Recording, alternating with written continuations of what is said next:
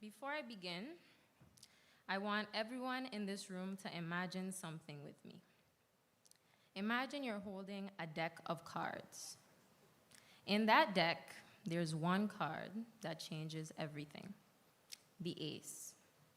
The ace can be high, the ace can be low, the ace can shift the entire outcome depending on the moment.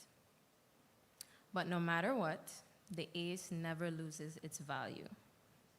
So if you remember nothing else from today, remember this: you are that card. With protocol already being established, good afternoon. My name is SaVaughna John-Baptiste, known to most of you as Dasani, yes, like the water. And with a name like that, it probably comes as no surprise that I ended up majoring in horticultural science with a minor in psychology. But the truth is, my journey did not start there. When I first arrived at UVI, I struggled. At a time when college was no longer the only path to success, I watched people I grew up with go straight into the workforce, starting careers, making money, building their lives, and I couldn't help but feel like I was just going to school. Even worse, it felt that everyone around me had it all figured out. I changed my major multiple times. I explored different paths. I questioned myself. And coming from a family where education is everything, that uncertainty felt heavy. It was Theodore Roosevelt who said, "Comparison is the thief of joy." And for a long time, I was robbed. But looking back now, I realized something. That time I spent searching, switching paths, it wasn't wasted. It was necessary. Because I wasn't lost, I was becoming. And if there's anyone here who felt behind, who took the long road, who questioned whether they were doing it right, I want to say this clearly. There is nothing wrong with becoming before arriving. Let's take a breath together. Come on. Because this moment, this crossing, this becoming, this arrival was not promised. We talk about graduation as success, and it is. We talk about it as achievement, and it is. But if we're being honest, graduation is not only about achievement. It is also about survival. Surviving doubt, surviving pressure, surviving grief, surviving moments where life didn't pause just because school demanded everything.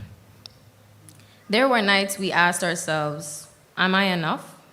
And still, we showed up. And that matters. Because perseverance is not always loud.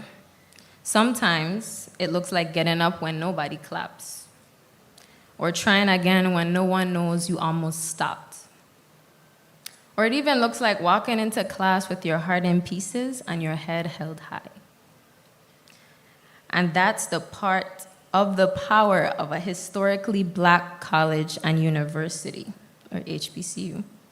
Because HBCUs are not ordinary institutions. They're sacred spaces. They are places of memory and movement. Places where Black brilliance is not explained away, but called forward. Places where our stories are not treated like side notes, but the central text. Places where students are taught not only to achieve, but to understand the dignity of who they are. And here at UVI, that power has its own special flavor. Because UVI is not just a university. It is Caribbean excellence with academic rigor. It is island pride with global reach. It is Black intellect rooted in land, sea, culture, memory, and struggle. It is a place where education is touched by history and carried by community.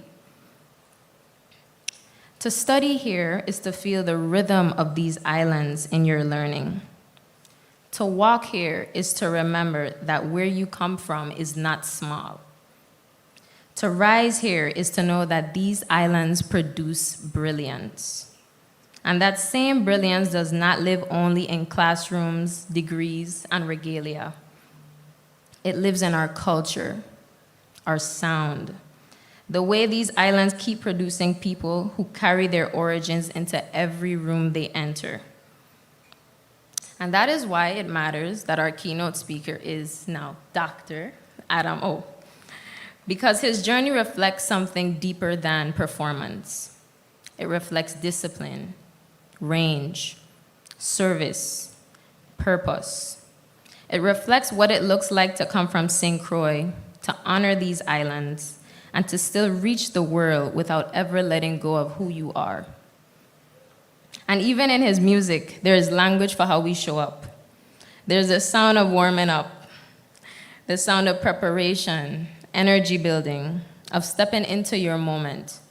There's the sound of stress about that, the sound of pushing through pressure, choosing joy, and refusing to be defined by what tries to break you. There's the sound of fresh bless, the sound of gratitude, renewal, and walking forward covered in favor. There is that body is tea, the sound of confidence, self-worth, and showing up fully in who you are without apology.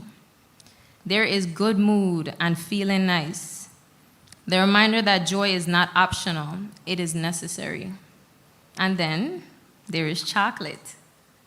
Not just as a song, but as a celebration of beauty, of strength, of deeply melanated Caribbean womanhood, a celebration of Black women whose existence carries power, culture, softness, labor, brilliance, and grace all at once. Because what Dr. Adamo gives us is more than music. He gives us a bit of identity, affirmation, and a reminder that where we come from is not something to outgrow. It's something to carry boldly into every room we enter. That kind of pride, affirmation, presence, that's HBCU. That's UVI. That's us. And we are graduating into a world that is beautiful but burdened. A world shaped by climate instability. A world shaped by social tension. A world shaped by economic uncertainty. A world where justice is still unfinished and humanity is still being tested. And let's be real, we are graduating in a time where pressure is real, where systems are still uneven, where truth is questioned, where justice is delayed, where decisions are made between fear and hope every single day, where even the right to exist boldly, unapologetically, and intellectually as Black people is still questioned. And I didn't get here by myself. I first pay honors to the Most High God and the few people who truly shaped my journey. My parents, who made it clear that education mattered and did everything they could to help me get here. Dr. Musa, my biology professor, who believed in me even when I was still figuring things out. Dr. Hensley, my mentor, who helped guide me into agriculture and actually show me how vast it is.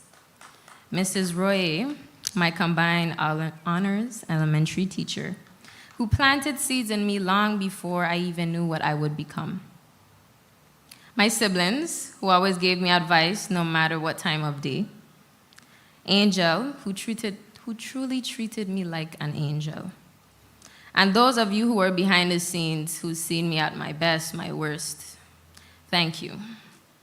Because this moment belongs to you too. And speaking of seeds, as someone shaped by horticulture, I learned something from the land itself. Growth is not always visible. A seed underground can look like nothing. A field can look empty before it becomes abundant. So to anyone who ever felt like their progress was too slow, do not confuse hidden growth with no growth. Some roots deepen before anything blooms. And today, we bloomed.